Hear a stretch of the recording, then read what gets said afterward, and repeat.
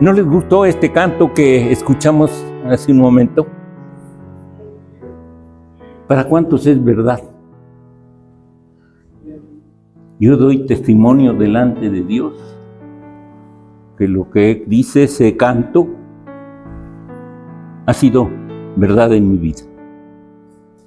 Verdad, verdad. Tiempos duros. Últimamente, confrontando el cáncer avanzado de uno de mis familiares,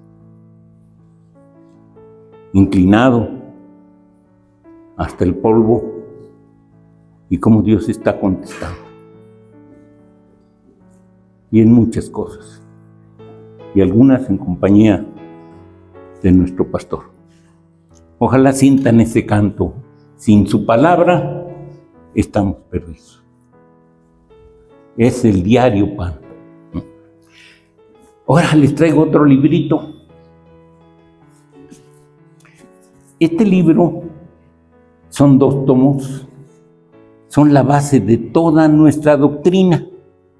De aquí surgen las confesiones de fe de la Iglesia de Suiza, de Holanda, la Confesión de Fe de Westminster y la Iglesia de Escocia.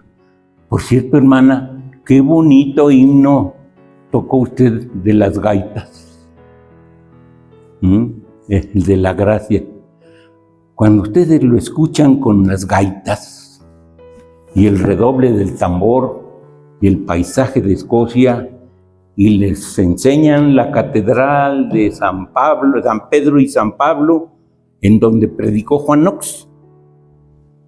Juan Knox fue alumno de Juan Calvino, el que escribió este libro. Y de allá de Suiza se fue a Escocia. Y de Escocia bajó el presbiterianismo a Inglaterra. Y allá en Westminster se elaboró la confesión que hasta nuestros días, como Iglesia de México, hemos adoptado. Hay otra confesión también que se deriva de esta, que es la confesión de la Iglesia de Holanda, los cánones de Dort, que también son muy fuertes. Pero este es uno de los libros más profundos, y en ello fundamenté algo de los conceptos que quisiera platicar con ustedes con todo gusto. Se la entrego aquí a mí. Ya saben, hermanos, que primero que nada es que la paz de Dios sea con ustedes. Pero ahora quisiera confesarles algo, deseo ser sincero. En esta ocasión no me invitó el pastor. Yo me autoinvité. Y por decencia, por amor cristiano, el pastor me permitió estar aquí con ustedes. Y por ello me hago responsable de la temática que trataremos en este día. Sé que ustedes, en su vida particular, personal, los jóvenes, están, y digo están porque yo ya soy jubilado y ya vivo allá, más allá del bien y del mal, pero ustedes están en la lucha. Los papás con sus hijos, los hijos en su vida para labrarse un porvenir, los papás en problemáticas que son parte de la vida, una vida demasiado fuerte en estos tiempos, y que lo que quisieran es que yo les trajera pues ¿cómo le dicen a lo que se usa para sanar un ungüento? Pero les traigo una reflexión. A veces dicen, yo estoy para que me den, no para dar. Miren, esta reflexión que tengo con ustedes surge aproximadamente de 65 años que tengo de relación con pastores en las iglesias presbiterianas, en el presbiterio, en el sínodo, que son los cuerpos de nuestra iglesia, y en la asamblea general. Allí es donde tuve una relación más intensa con los pastores y conocí mucho de su problemática, sus necesidades y sus compañerismos. No saben qué grato es andar con un pastor allá por la selva de la Chontalpa, por allí, o en las montañas de Guerrero, hasta arriba, con un pastor, cruzando toda la Huasteca, pero no por los caminos, sino no había carretera. Ir platicando con un pastor. Participar en las discusiones fuertes, teológicas, defendiendo puntos de vista. Fuertes discusiones. Un pastor con el que tuve mucho confrontamiento, fue mi mejor amigo, ya está en la presencia del Señor. Hagan de cuenta que fue un amigo mío como en la prevocacional, en la vocacional, así nos reíamos después de tantas diferencias que tuvimos. Esto me llevó con un hermano anciano gobernante de la iglesia Príncipe de Paz, que se apellida como usted, hermano, Luis Ros Torres. En 1974 empezamos a planear porque nos dimos cuenta de toda la necesidad que tienen los pastores. Y empezamos a proponer un fondo de retiro. Pero realmente era muy complejo y muy grande el problema y no pudo darse más que en muy pocos presbiterios. Después nos llevó a esa necesidad y ante problemáticas, pastores que se enferman. ¿Y quién los cuidaba? ¿Quién paga el doctor? Ahora se dice quién paga el seguro médico. Tenían que avenírselas como podían. Y todavía, hermano. Entonces llegamos hasta una conclusión de plantear en la asamblea que la mayoría de las iglesias, las que pudieran, los inscribieran en el seguro social. Pero hay iglesias que ni aún pueden esto. Pero hay cosas más tristes, hermano. ¿No saben ustedes cuando se termina la relación pastoral? Y hay que pelear la liquidación del pastor. ¿A ustedes no les ha tocado eso como trabajadores? Pues es más duro con la iglesia. El estira y afloja. Me tocó estar en muchas reuniones que casi duraron hasta la madrugada para conseguir lo poco que podía dársele a un pastor. Ustedes han pensado, bueno, ¿qué va a hacer del pastor cuando ya, como acá, como su servidor, ya rebase la línea de flotación? Jubilación. Servicio médico.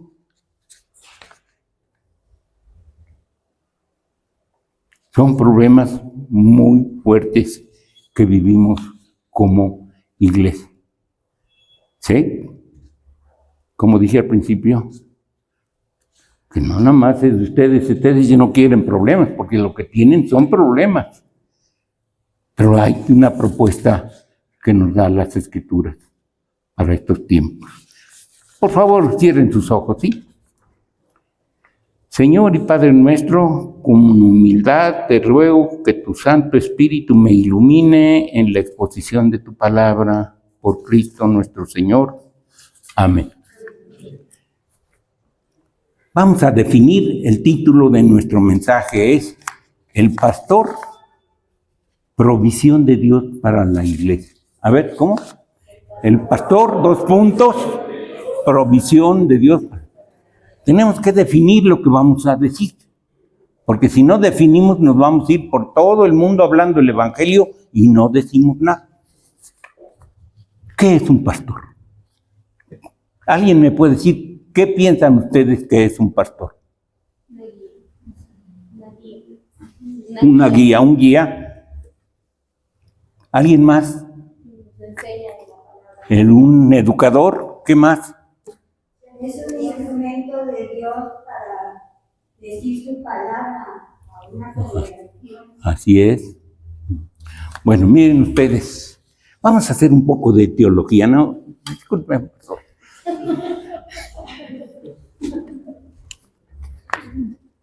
pastor es una figura que usa las Sagradas Escrituras, no sé si ustedes se han dado cuenta, desde el libro de Génesis y hasta Apocalipsis. Y perdonen lo que digo, pero hay muchos que se van con la finta cuando dicen que el pastor es el ángel de la iglesia. Pero ¿saben por qué? Porque quieren que no coma, no gaste, no consuma. Y no, hermanos. Sí, es un ángel porque es portavoz de Dios. Pero el pastor es una figura que usan las Sagradas Escrituras desde el Antiguo Testamento para poner una relación de Dios con su rebaño, con sus ovejas. Por cierto, pastor, descubriendo y leyendo, porque pues, como tengo poco tiempo, casi la misma palabra en griego describe pastor y rebaño. O sea, es una conjunción de Dios con su iglesia, de Dios con su rebaño, y yo diría, de Dios con usted, de Dios conmigo.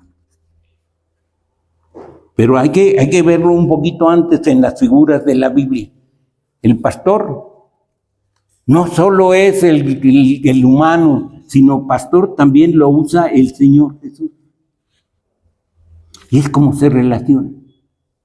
Así vemos que David, y Abraham y todos estos caudillos de las Sagradas Escrituras fueron pastores de rebaño. Pero ¿saben qué tenía? Que eran humanos. Y a veces queremos en ese sentido que el pastor sea ángel. No, el pastor es como nosotros. Y entonces el pastor se le encarga a ese rebaño y el Señor Jesús dice, yo soy, ¿qué? El buen pastor. Y el buen pastor, ¿qué? Su vida da. El ser divino se hace hombre, se hace pastor para, siendo hombre, rescatar a sus ovejas y llevarlas. Y el ministerio del pastor es ese: cuidar, rescatar a sus ovejas. A mí me conmueve mucho una escena que vi de una película que dice que el pastor a la oveja que está perdida, o sea, yo, tiene que bajar a los matorrales. Ahí es donde ha caído, donde la problemática lo ha llevado y está raspado y está agobiado y no puede salir de allí. Y el pastor dice, su vida da y baja por ella y la cura y la levanta y la trae. No sé a cuántos de ustedes el pastor ha descendido por ustedes. Y luego el pastor pide ayuda, el buen pastor, cuando ya se va. Y le dice a Pedro, ¿me amas? ¿Qué dirían los muchachos pues, que quieren ser licenciados, ingenieros? Bueno, yo ya tengo los conceptos antes de las carreras, pero ahora ya son más altos. Ya casi nadie se conforma con el título de licenciatura. Todos quieren llegar a posgrados. Pero si les dijeran, yo quiero ser pastor. No, como pastor. Pues saben ustedes que es la carrera y el ministerio más fuerte y más profundo y más necesario en la vida de la iglesia. Podemos decir, no hay pastor sin iglesia y no hay iglesia sin pastor.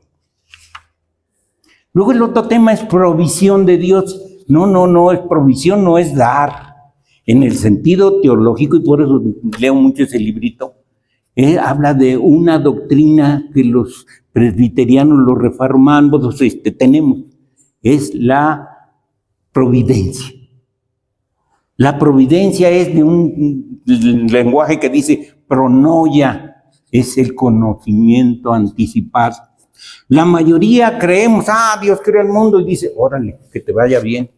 Y por eso dicen, no, el hombre es esto y se está acabando y la humanidad se acaba. No se va a acabar, hermano.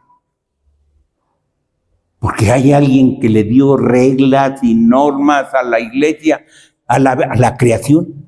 No la dejó sola. Y le dio normas, la gobierna, la provee. ¿Qué sería si nada más hubiera calor? ¿Qué sería si nada más hubiera lluvia? Ustedes han pensado cómo se controlan todas estas fuerzas de humedad, incluso la vida. Es una cosa profunda cuando entramos a su significado de cómo se organiza la vida y cómo evoluciona. ¿Quién proveyó esas reglas? ¿Quién provee que todos los años se den las estaciones, que se dé fruto? Son normas. Dios no creó y dejó, órale, que les vaya bien. Él tiene el control de la vida. De tal manera que es un control previsto, ordenado. Y así Dios proveyó un pastor para la iglesia. Yo diría, porque sabe la clase de ovejita que soy, pastor, por eso lo mandó usted conmigo. Y luego, por último, vamos a ver, la iglesia es un pueblo llamado desde antes de la creación. ¿Ustedes sabían eso? La mentalidad de Dios no es nuestra mentalidad y desde antes de la creación fuimos escogidos para salvación. Y en esa temática es que Dios inserta al pastor en la vida y en el cuidado de la iglesia para que se cumplan sus decretos en nuestra vida.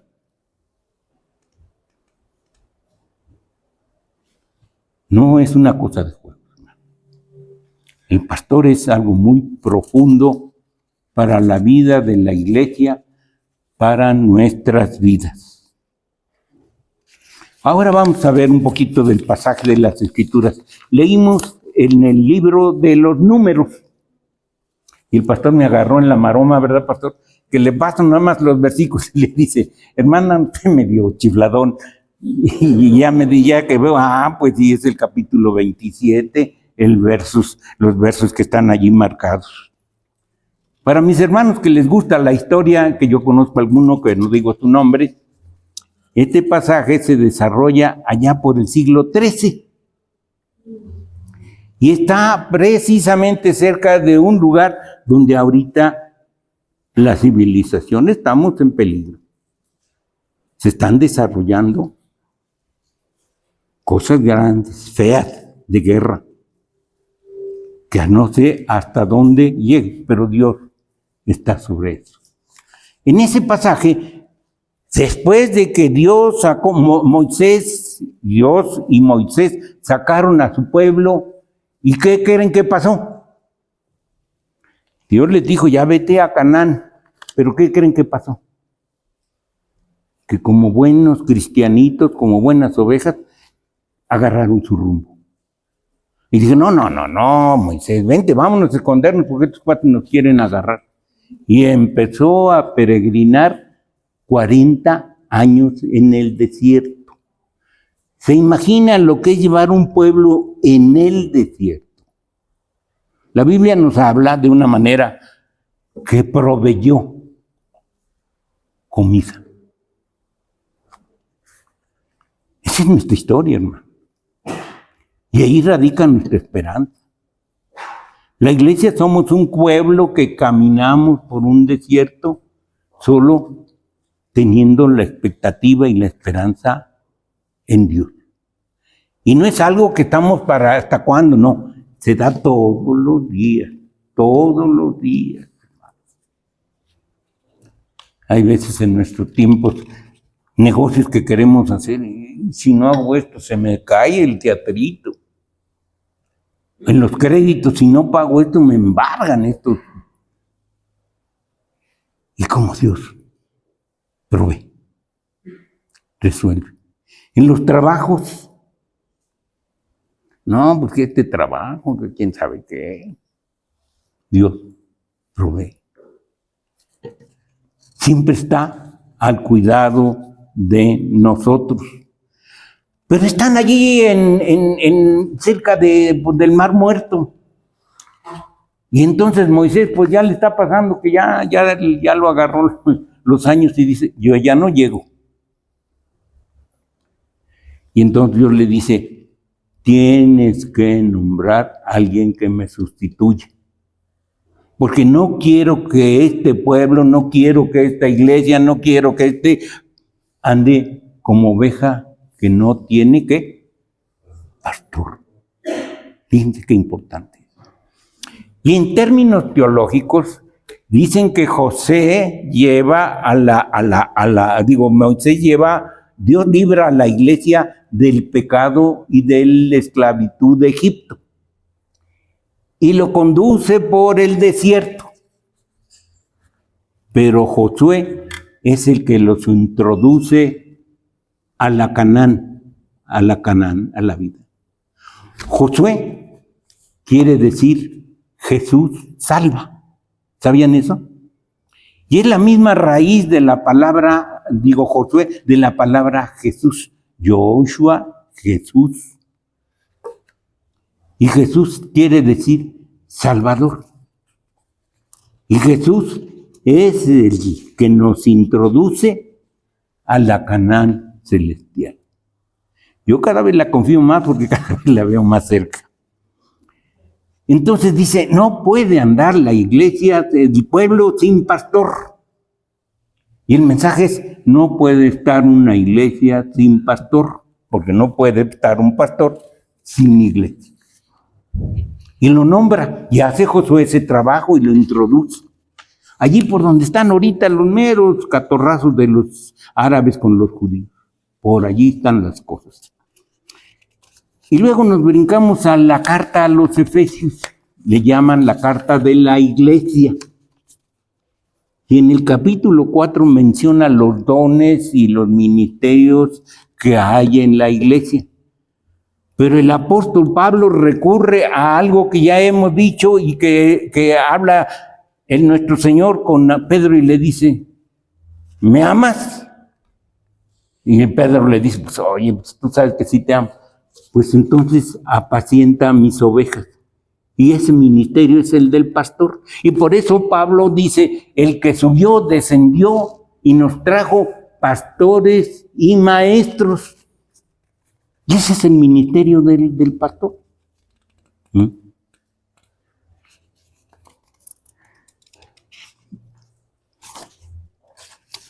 En la carta a los hebreos, ya no los quiero cansar, es una carta muy bonita. No hay, antes decía en la versión 1909 que decían que era la Biblia original, cosa que no es cierto. Decían que la había escrito el apóstol Pablo. Y no la escribió el apóstol Pablo según los descubrimientos que tenemos ahora. Es un autor, dicen que a lo mejor fue Apolo, otros, pero no hay seguridad. Y en ella, en el capítulo 13, habla de lo que quiero marcar ahora. Dios nos salva, nos lleva, ya está. Pero ahora la iglesia tiene que caminar. Y contempla en esa carta que la iglesia va en una procesión litúrgica. Pero dentro de esa procesión, la iglesia no está para recibir. Perdón que diga esto. Ustedes saben la carga psicológica que contiene una consulta pastoral. Algún tiempo me tocó ejercerlo, porque me tocó estar de pastor en la iglesia que yo asistiera. Cuando vi eso, me dijeron, no te quedas. No me quedo. ¿Saben ustedes lo que es cargar con la angustia de cada uno de nosotros? Con hermanitos que le hablamos a las 12 de la noche, ¿verdad? Porque yo tuve esa deferencia. No puedo dormir, pastor, el cáncer me sacude. Y mi esposa ya me dijo, mira, ya. Porque le decía yo, te desperté a las 2 de la mañana. No, no, ya. Entonces, el pastor me ayudó y fue a mi casa y me ungió. Como una vez trajo aquel pastor. Unge dicen las Escrituras, unge a los enfermos. Pero no nada más es recibir, hermano. Tengo conversación con mis nietos que son recién egresados, bueno, ya tienen 2 años de egresados, y que no, pues que anda buscando trabajo. Pues pídele a Dios, hijo. Ay, abuelo, ya me concedió el Señor trabajo. Ay, ¿y qué vas a hacer? No, pues darle gracias a Dios. Está muy bien. ¿Y ahora qué le vas a dar? ¿No creen que es justo? Al otro que quiere, que ni siquiera ya se preocupó por buscar trabajo, luego le hablaron. Y que ya quiere irse a Nueva York, pídeslo a Dios. ¿Pero quién te lo dio? ¿Quién te dio la carrera? ¿Quién les dio las posibilidades a tus papás? ¿Quién les dio la vida? ¿Quién les dio salud? ¿Quién? Ay, Señor, ayúdame, ayúdame. ¿Y yo qué voy a hacer? Esta carta, en este mensaje que trae de todos sus 14, creo, 13 capítulos, llega a un punto final de habla de la vida cristiana. Y en uno de sus versículos dice, acuérdense de sus pastores. ¿Cómo la ven desde ahí sin voltear? Solo nos acordamos cuando tenemos problemas. Pero ustedes han pensado en un pastor, ¿y cómo le va a hacer este hermano? ¿Y esto? ¿Y esto otro? ¿Y esto otro? ¿Y qué tengo que hacer? Ah, pues dinero. Hay veces la iglesia no es tan negociante, hermano. Somos una iglesia con muy pocos. Y porque somos muy pocos, tenemos que hacer mucho trabajo. Sé que todos vivimos en tiempos difíciles.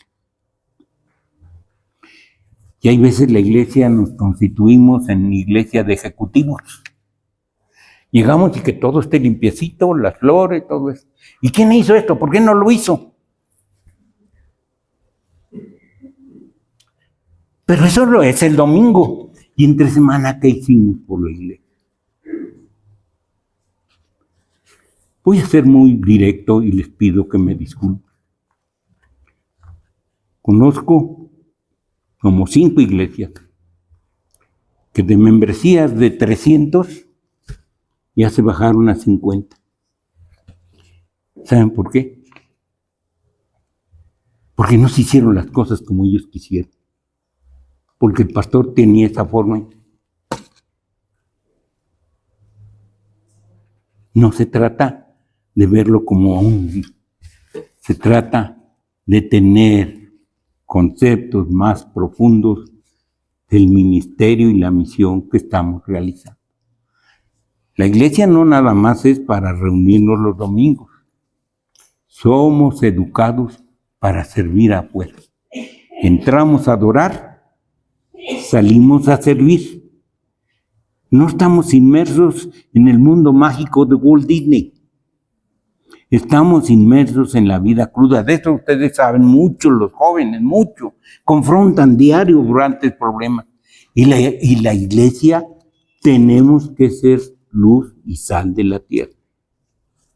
Y los papás tenemos problemas graves con nuestros hijos.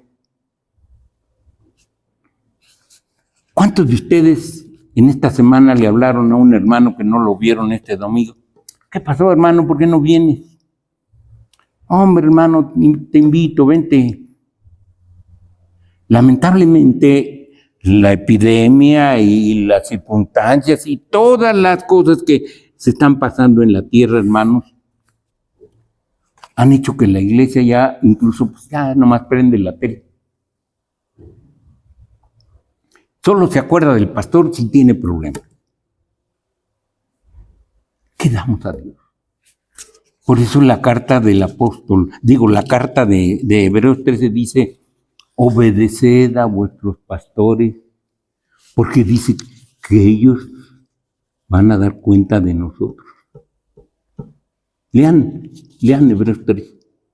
de la vida cristiana. Y que nuestros bienes y nuestra vida la debemos llevar en conciencia. Ser útiles a los demás. A nuestra familia primeramente, pero también estamos inmersos en un mundo difícil. Concluyo diciendo que, pues, discúlpenme que sea tan directo, pero si no trabajamos,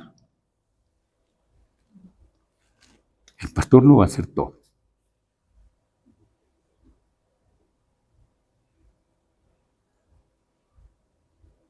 Si no nos gusta cómo hace las cosas, porque creemos que nosotros las hacemos mejor, hay que estudiar, hermano,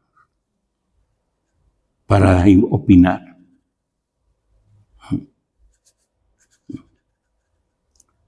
¿No saben ustedes? No sé si nuestro hermano lleve cursos de catarsis.